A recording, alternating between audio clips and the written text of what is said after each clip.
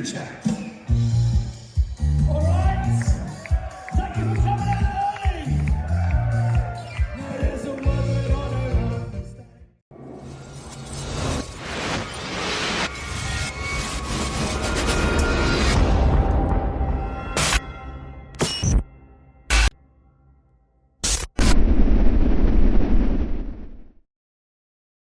Hello, I'm Zon, and I'd like to welcome. Well, it's really weird. He's called Louis Winthorpe III, as in Trading Places game, and we'll probably find out. But or is it Matt? How do you want to be known? Yeah, yeah, interesting. A lot of my rewind chums like you, Mark, know me as Winthorpe, don't they? But it's Matt actually, or it's Matt from Gertcha or Winthorpe. Yeah, it's rather strange, but it all stems back to being a former headmaster. You see, so when I wanted to have a social media presence, I soon found out in the early days, about going back to about 2007 or something, but as soon as I had my own name up there, every parent and any savvy kid would want to be friending me up, and of course, I can't let them see what I'm up to, my antics of rewind, dancing about in all sorts of costumes. So I decided to go undercover, and it started off actually as Clarence Beaks, because if you remember in the film, Clarence Beaks, 50,000. Who in there? God's name is Clarence. What job there with them. So it was a bit undercover, and then a couple of security breaches, because then I ended up as being what was it? I had a couple of names after that, and then there was a couple of security breaches along the way. So I ended up with Louis Winthorpe III, and that one's been pretty safe so far. So yeah, so I've got my normal online persona, but this is one where I can play around and have a bit of fun. Yeah, I'm on 100% rewind time. Winthorpe is. yeah, he is. He is. I also remember when I first ever met you and followed you on Facebook and so forth with all the other friends from Rewind. You had an image of something totally different. You had James Robert Justice from the Carry On films, if I recall. Well, that's right. Yeah, I think that because you look on the Damn headline. like him. I was like, let's post a photo up on the computer to see what he looks like. He was a Doctor films, yeah, and his big phrase was his big phrase. He says, "A surgeon should have the eyes of a hawk, the heart of a lion, and the hands of a lady." Yeah, yeah, that's very yeah. Anyway, right, I wanted to get you because I think a lot of people don't know what you really do. So, as I explained, I met you at Rewind. Well, actually, I kind of heard who you were at Rewind, and we kept missing each other for 6 years, I believe, until one day when I was dressed as the Mandalorian, or the year before, I caught you, and we said, "Oh yeah, you're the mask," and so forth, and Yeah, from there on. And I've always wanted to interview you because you do so much, and you know so many people in the industry of the 80s now. So there are a couple of things I want to ask you about, and you've also got a little bit of fame as well. So my first thing, um, you do Gertcha, which is Chaz and Dave, which I think is one of the best acts you do. I don't think there's many Chaz and Dave acts around in the UK. Probably you're probably yeah. one of the unique ones. There's a few. So you've got one or two who try and do a direct copy, and so there's a few kind of 3 piece live acts, but we've never attempted to do the direct copy. We just call it celebrating the music of. So yeah, and one of the things that we wanted to do was Chaz and Dave, although they had many of their own records, they used to do little medleys, and they often did covers of songs that they liked. So we always thought, well, that's actually we'll do likewise, and we'll play all their best known hits, and then any songs that we really like, we'll come up with our version of it. But Yes, but I saw it last year. Yeah, yeah, yeah. So your colleague, what's his name? So hopefully Pete he Faint can. is Pete Faint is if you Google Pete Faint keyboards, you'll see that he's a very talented musician. He's been in the industry for about 30 years now. He started off as a pro, um, playing keyboards for Joe Longthorne, if you remember that guy, who was that wonderful sort of London Palladium, sort of brilliant singer, but he'd do loads of impressions like Shirley Bassey and Tom Jones and things like that. So he started off working with him, and interestingly, he worked alongside um, him for many years. Doing the Blackpool seasons, things like that. But he actually also that's where he first met Steve Power, and Steve Power is the other keyboard player in the Rewind All Stars band. So between the two of them, they've played with over 90 sort of odd, or maybe 100 even, artists from like the 70s, 80s, 90s. 'Cause they're in that Rewind All-Star band, but then they also play with other groups. So Steve's quite famous for playing with, Kate, not Kate, oh crikey, what am I Kim Wilde. Kim Wilde's, band. He's been touring with her for years, but both of them have played with Rick Astley previously. But Pete at the moment plays predominantly, he's like the one of the MDs, for and keyboard player, and now also sax player. He does the sax solo in China in Your Hand, for so he plays sax and keyboards with Pow. He also has played quite a lot with Cussing Crew more recently, but loads of other acts. He's the keyboard player for Sheridan Smith, the actress, whenever she goes out and plays, goes out. So he's a really busy man then. Again, yeah, and then he does about 30 odd shows a year with me, so he's a proper pro, guy. On top of that, you may have heard of a song and dance man called Jonathan Wilkes, who got then famous in the noughties because he's big mates with Robbie Williams. So already sort of best mate. But he then set up so Pete also plays keyboards and is the MD for his band when he plays at various concerts and things. But Jonathan Wilkes also set up a higher education establishment in Wiltshire called the Jonathan Wilkes Academy, where they do higher education degrees in musical theatre. Wow. And Pete is the musical director of that. So he is properly busy. So during the week, if he's not on tour, he's on tour with Power at the moment. But if he's not on tour during the week, he's down at the sort of the Jonathan Wilkes Academy, looking after the next generation of starlets and stars, And then Wow. and other than that, he's doing gigs all over the place. So he has a partner who is a stage manager. She's a touring stage manager with, I think, is it Bluey the dog? That kind of thing the kids will watch last year. It was the tour of an Inspector Calls, but Linnea is his partner, and they are on tour. They've got a place up in Manchester, and I think they get to see each other about 6 days a year because they're both so busy. It's really crazy. What a relationship. Yeah, yeah. My wife was a fit relationship. And they're both rich. Yeah, just getting on with things. So, why did you come up with Gertcha, the Chaz and Dave, or was it because I know you can sing loads of songs? I've seen loads of stuff you do on Facebook. Gertcha really came about. I think I've been in bands and various things over like the last 30. I think in my first band I started at sixth form at school, where we just we'd do little normal sing along rock and roll numbers, and I played bass and sang along, but I was a dreadful bassist, terrible, always hitting the wrong notes. And but then from there, I was in a band where I was a singer at uni, and again it was sort of covers, but and then from there I just post uni I joined a band that had a bit of success called Clueless, who were a sort of a 10-piece sort of disco-y sort of funk band, and we all played the university circuit, and we had some we played some fairly big university gigs in the sense that we supported bands like James Taylor Quartet and Brand New Heavies and who's the other one? Corduroy, people like that. No, so the university would book this big name, and then we would be on the undercard. So we did a lot of that, played loads of weddings, all sorts of stuff, and that was really good. That was a really good experience. And then moving on from that, I was in a big band, 20, 30-piece big band where we'd be singing all the Sinatra numbers, and there'd be a like, big horn section and stuff. That was great fun. Did that for a little while. That was all sort of weddings and corporate and things like that. And then I'd had a bit of a hiatus for a while. I was having a bit of a think, and it'd be nice to get a band going again. And sort of as COVID hit, I can't remember exactly when it was, but it was either during COVID or just slightly afterwards. But Chaz Hodges passed away, You can hear I've got a bit of lurgy at the moment, so I suffer with allergies. So not the only one. I've got the same.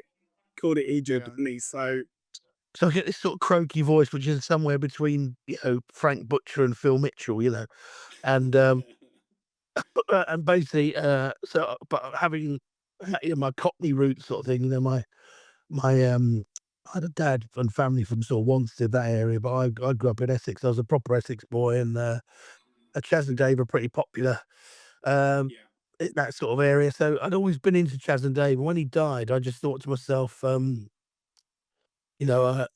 a shame, and wouldn't it be great to try and keep that sort of particular sound alive where, it's quite unique, they sing in their own accent and things like that, and I thought, well, if I'm gonna do this, I only really wanna do it with someone who's like a really quality musician who knows what they're doing, so and I knew Pete. I've sort of because I've had some experience working in and around music, and also had a little brief TV career back in the '90s. I have some contacts that so I suppose I know a lot of musicians who support big names. I'm not really friends with anyone famous. I think, if I had to say who's the sort of musician I know best, well, there's 2 now, but one would be Mike Lindup, and Pete Ray Biggin from Level 42. I know them pretty well, just from things like doing charity events and stuff like that with them. And then, I've got to know I sort of met him way, way, way back, but, I've just got back in touch with Simon Bottle, the brand new Heavies, and we're working together on a couple of things. So, but, okay. generally speaking, all the people I know are musicians who work for those bigger names. I don't yeah, I know quite a lot of different musicians. So I thought if I'm gonna do this, I need to get a really good keyboard player, and, I had an idea that we'd use a backing track and things like that. So and I could only really come up with Pete. I thought there are a few keyboard players I know, but I thought the only one I think would really be right for the role was Pete. So I was actually, if Pete had said He no. looks like it as well. Yeah, the two. Well, yeah, Together. Dan looked the part. Boy, Also, go I think, Chas and Dave. yeah, but I think we also complement each other. We are a bit yin and yang, and we're a bit, I'm the loudmouth one, and he's the sort of, he's the straight man sort of things, and we do complement each other. And he's very clever on all that kind of tech stuff and, producing and things like that. Whereas I'm just a big gob really and show off. So we needed the kind of the foil, and I just thought he would be a really good fit. And I thought actually, funny enough, if he said no, it wouldn't have happened. But I kind of asked him, and he said, "Yeah, I love Chas and Dave, let's do it." So, Mm. because actually a lot of the stuff that they play, in the Rewind All Stars band, particularly say if he's backing up Mark Holman, it's kind of on sort of it's sort of that kind of stuff, where, Chaz Hodges' piano playing is really quite intricate, it's not far short of solid. It's very broad, solid, very honky tonk, and so he said, it's harder work in terms of it keeps him. He likes the challenge of it, and although people think they're a bit of a variety, maybe cabaret comedy act, actually the musicianship and the dexterity you need with the lyrics is really quite challenging. That it's Oh yeah. Yeah. So okay. Um. So you obviously loads of people. How did you get kind of hooked into the Rewind? Was it through Paul because he was doing it? Because Rewind's been going on for now. Oh God, now leave 14, 15 years, maybe longer. I mean, I only got to Rewind in about 2010, 2011, really, after just a couple of years established and over time. And what I love about Rewind is everyone dresses up like idiots and all like 80s cartoon characters, you name it. And that's what I love it. The first year I went there, I was looking around. I thought, oh, all these people dress up. Oh, yeah, that's not bad. And Adamant was playing that year, and it was really good. And I was never at the front. I was at the back, just sitting down with friends. And then the second year, I went, took my daughter down. We went every year with my daughter, and then I got to know a group of people, another group of people, another group of people. I kind of gelled all this lot together. And then over time, I just started meeting more and more people. And then when I started dressing up as the Mask, the first year of that was weird because no one had ever done it before. I had ITV interview me, I was like absolutely gobsmacked. They filmed me and everything. Everyone was coming up to me, and I think I was with a colleague, and I was constantly bombarded with, "Oh, can I have a photo with the Mask?" And And I'm going, well, hang on a minute. This is an 80s thing. The Mask is the 1990s. But I just got away with it. And as you know, I'm stuck with it every year and I get hundreds and hundreds of photos. And I love being I'm like you, a show off at Rewind, but you do it on stage. I do it around with all people around me and the thing. So what I was going to ask, as you were name dropping Carole Decker, I do know I'm really good friends with that. Like, do you know, I've always wanted to meet her and I never met her in person. And I was a big fan of the Bell when I was the old teenager. So, how how's that all come about? How have you got into Rewind and how you got involved? And obviously, you know the Doctor as well. You've met him, and the famous lady who's always there every Saturday. Remind me how's her name? Jenny Powell. Yeah. Oh Yeah, God. that. I think That that's was how you got into that. yeah, yeah. I think it's interesting in that Rewind is one of those. Well, first of all, you unpack a few of the things you said there about how amazing what an experience Rewind is. I think people who find their favourite festival, whether it's Glastonbury or whatever, sorry, the voice is getting croaky now. Whatever, they kind of almost describe it as a religious experience, where you've got this huge mass of a crowd who are all in tune together. And the thing I love particularly about Rewind is that, as you say, um, you're almost encouraged to make a fool of yourself and dance like nobody's watching. Oh No, no. and it just transports you back. They always say that the most interesting time in your life, I think musically, is when you're about 14, 15. That sort of music usually stays with you, and then slightly afterwards, I think if I'm for me, I would have been, 14, 15. That was my peak time in the 80s. So a lot of those bands that play Level 42, OMD, all those bands are all my favorite. And what Rewind has managed to do, interestingly, particularly also with characters like the Doc, the Doc from Doctor and the Medics, they've sort of blurred the lines between famous and fan, so punter and star, those lines blur at Rewind. And I think that what you found is that the acts that tend to do best and become most successful at Rewind and keep coming back, and the crowd wants them back year after year, are the ones particularly who blur those lines, and then they become friendly with their fans, and it isn't a problem, you know what I mean? So I think that's what is special about Rewind. If you get yourself a VIP ticket, you get a chance to go get your selfies with them and all that sort of stuff. But actually, funny enough, saying that, I don't like sitting in VIP. I much prefer, even when I'm not, as you know, I'm kind of As well, if you're in the VIP, then you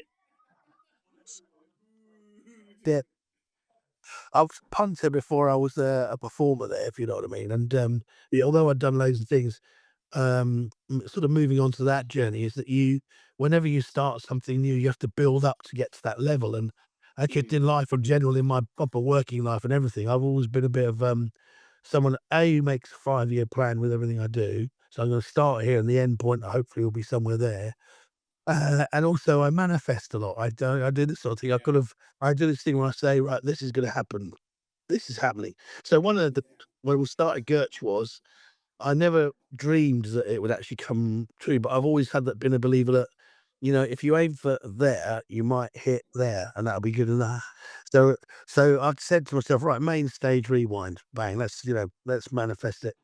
And then if it doesn't happen, I might get on a side stage. So, but weirdly, last year we kind of almost, it wasn't Headley, but we made it to main stage at Dreamland Margate, where we're actually on the line. yeah, I will open the festival. absolutely, absolutely gobsmacked because I actually wanted to go to that, but I couldn't because of work issues. And I went like, oh my God. And you had that great photo where you just, the two of you back there out in the Pretty amazing. phone.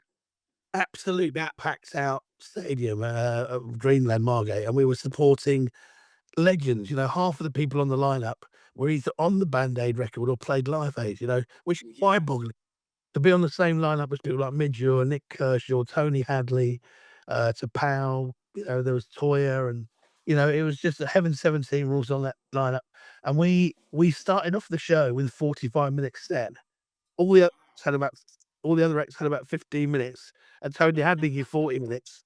So we literally did the longest set of the night of the day. But as Pete cleverly says, he says, "Yeah, but that's, he says, the more famous you get, the less time you have to play, so but basically, so that was a great experience. But again, we sort of manifest it, and then slowly but surely, we built up quite a little bit of a following, and also we built up our from the shows that we did. We started to play at bigger venues, and we could put together a decent show reel. And then obviously, we put that into the festival, folk who book the acts and just said, "Look, we're available. We'd love to come and do something." And they said, "Yeah, sounds great." And again, I think I've always been one of if you push yourself forward. I know there's a guy called Steve who is the although it's David Hartford who kind of owns the festival. There's a guy called Steve who runs the whole thing. Oh yeah, I know that Steve. I've met Yeah, Steve in the past. yeah, lovely bloke, and he also runs the Isle of Wight festival and pub in the park and things like that. He's quite a busy guy. And we just wrote and said, "Look, if you ever need us, we're available."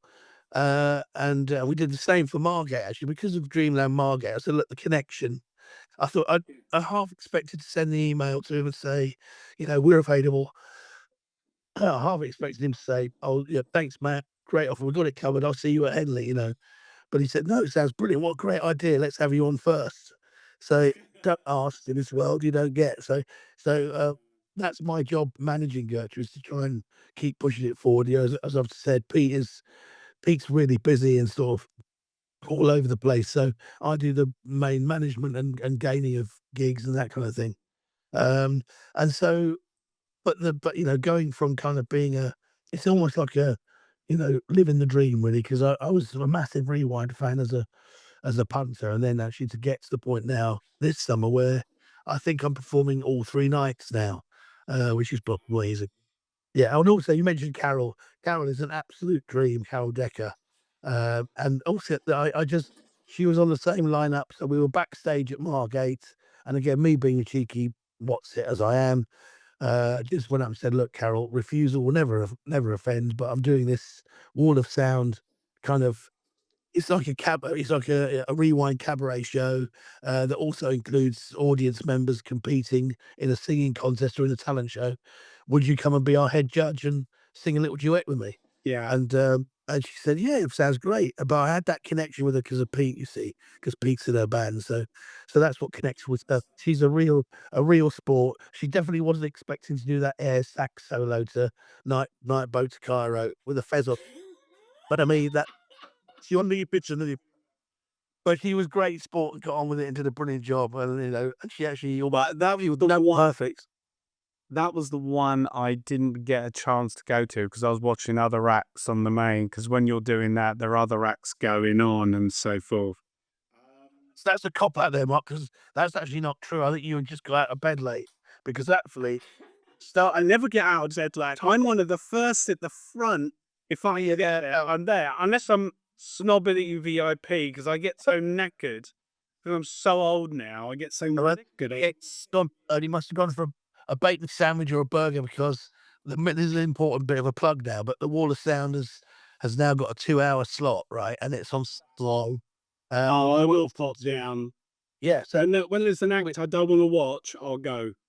oh no, Be there. it's particularly on before any of the other acts start, you see. So that's why it's the opening the Saturday. So my eldest is that it'll finish at about 1:45, and then there's a DJ set afterwards till 2. So it gives people a chance to get back round to their place in the arena. So till 12 till 2, Pink Flamingo tent Saturday, Wall of Sound, and it's a great show this year.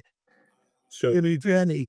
We're doing a journey through all the genres. So it's a little bit of something for everyone. There's everything from a country and western sing along to Kenny Rogers, right the way through to kind of a two-tone ska set, and then of course we've got all the like the customers, I suppose, or the audience members really who are going to be jumping up and doing the competing in the talent show. We've got a few things. I'm working on a couple of people I know to come up and do a dance act. It's I'm getting there. They're not signed up there, but I've got singers and I've got a young lad actually who I know called Frankie who I've been going to Rewind with his mum and dad for about it's got to be getting on for 10 years now, going together. Yeah, and he maybe longer, and he's a lovely little lad who's been coming along with them, and every year is really funny. That keeps everyone entertained in our little group. We sit together.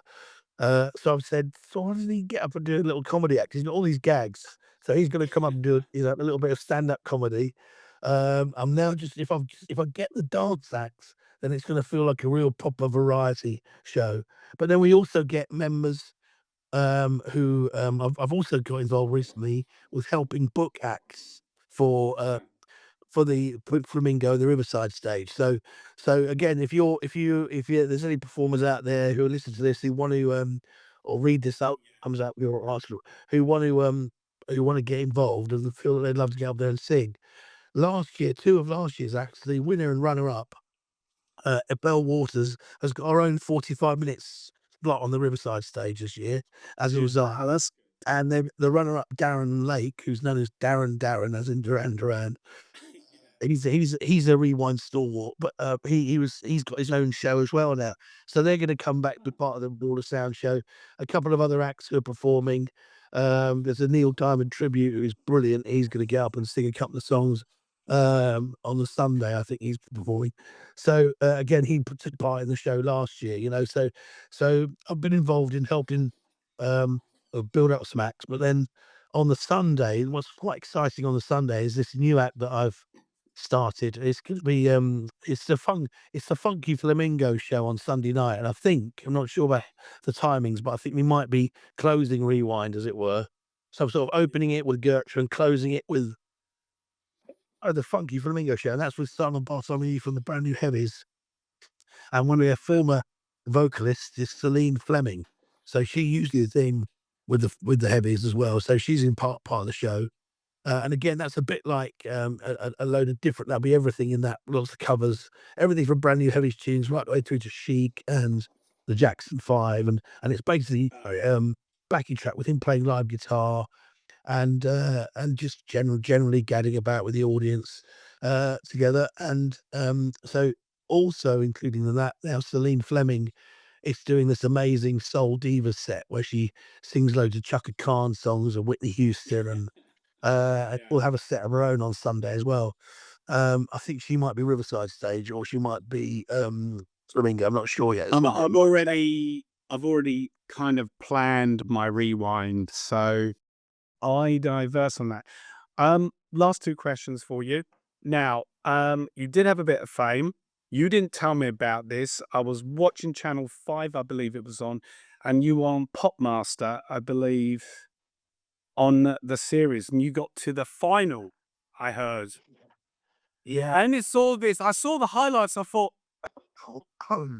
that's Louis Winthorpe III. Well, I was going, who? No, I mean Matt. Yeah. I know that guy. I know that guy. No, it's a real mixed bag actually because I basically went on there. It's on. Funny enough, it's still on. Channel 4's.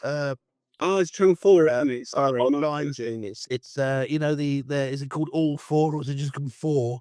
The streaming service, right? So it was originally Popmaster went out on More 4 on a Tuesday night or Monday night, Tuesday night. So I thought, well, it's not that, not many people are going to see it, but I went on there to plug the band basically. I thought, oh, if I can get on there, I can get Gertcha with your buds. Yeah, and I did a good job of dropping Gertcha into conversation with Ken Bruce and things. But anyway, in my own episode, I went on and won it, which was a bit of a surprise, and I got a very good score on my final pop master rounds. I got 33 out of 39, which is a pretty good score to get. So that then got me into there were 14 episodes. The top 5 winning scores would make it into the grand final. So then I made it into the grand final. So I went up to Glasgow to film it twice. Grand final, though, it was like being against 4 Paul Gambaccini's, There were 2 guys in the final who'd written books on pop hits and just a encyclopedic knowledge. And I kind of had two unlucky mistakes in the main final where they Ken gives you your opening questions and then goes to the next contestants and introduces you and then gives you these opening questions. And I'd just been I'd got some tough questions, but I'd just been explaining how I was in a band, called Gertcha, and he brought it up, and then which was great. And then I said, yeah, with my bandmate Pete, who plays keyboards to Pow, all know Pow. He's name dropping big time. Yeah, big hits, got the China in your hand, and all that, and all that. Anyway, move to the next contestant, and his first question, was who scored a number one hit with China in your hand in 1987. Literally gave him the answer. So in my spirit before. And then also I'm a massive Stone Roses fan from like the 90s, and I had two answers where I could remember the name of the track. One of them was they haunt me now. One of them was the Commodores, but I couldn't get out the name of the track, which was Machine Gun. It's a brilliant instrumental track that I used to play when I was DJing, and then the other one was gosh, what was it now? I can't even remember what it is now. It was it was the Stone Roses off the second album anyway. I don't know if I remember what it was. Chance.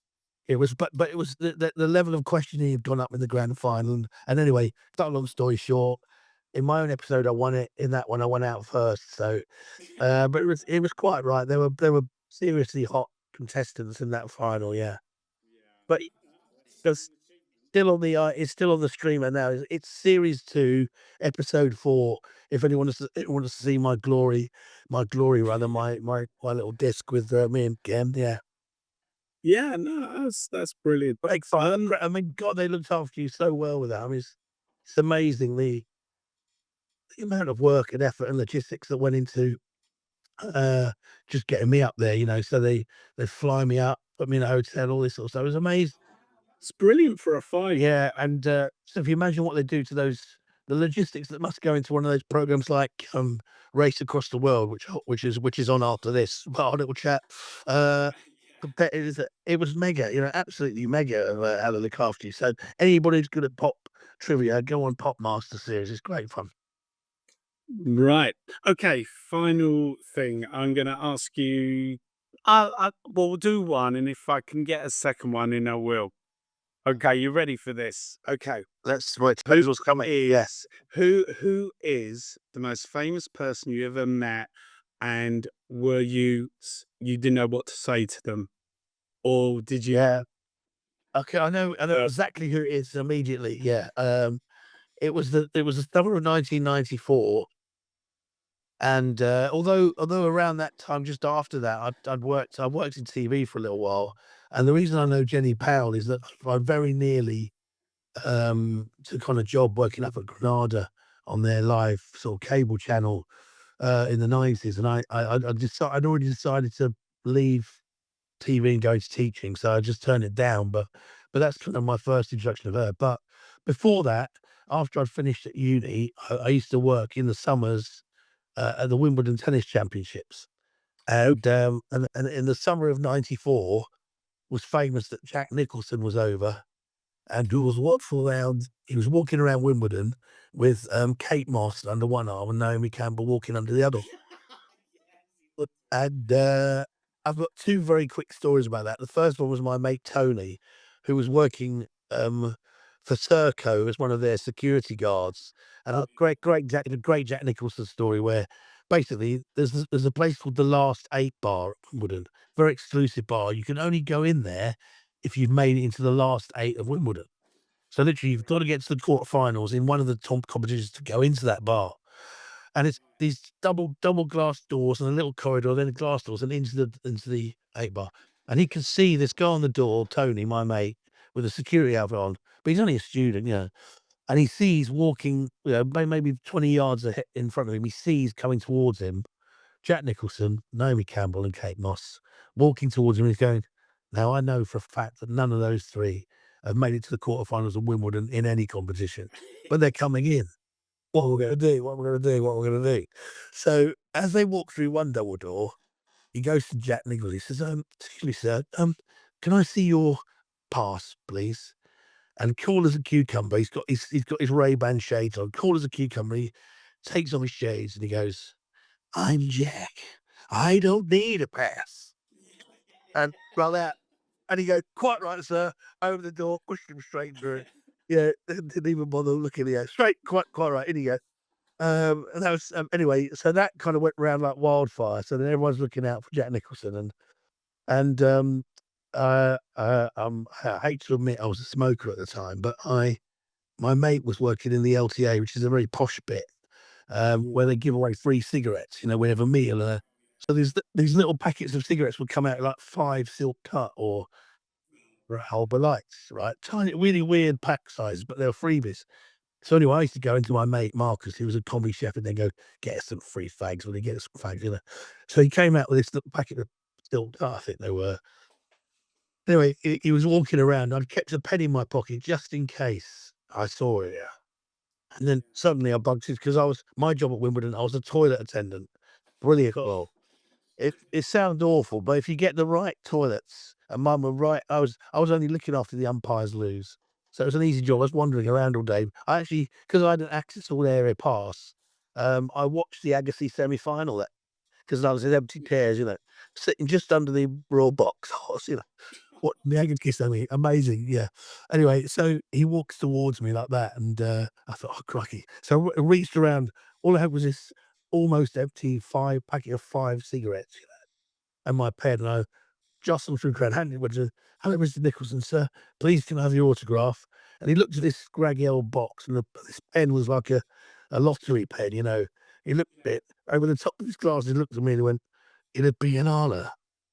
So, but Anyway, Matt, Louis Winthorpe III, thank you so much